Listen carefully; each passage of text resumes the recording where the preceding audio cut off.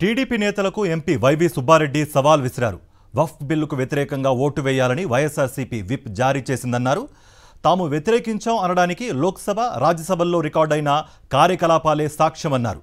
రాజ్యసభలో వక్ఫ్ బిల్లుపై నేను చేసిన ప్రసంగం మరొక ప్రత్యక్ష సాక్ష్యమన్నారాయన. బిల్లును తాము వ్యతిరేకించలేదు అని నిరూపించే దమ్ము టీడీపీకుందా అని ప్రశ్నించారు.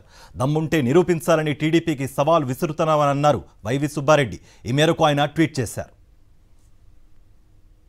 టీడీపీ నేతలకు ఎంపీ వైవి సుబ్బారెడ్డి సవాల్ విసిరారు.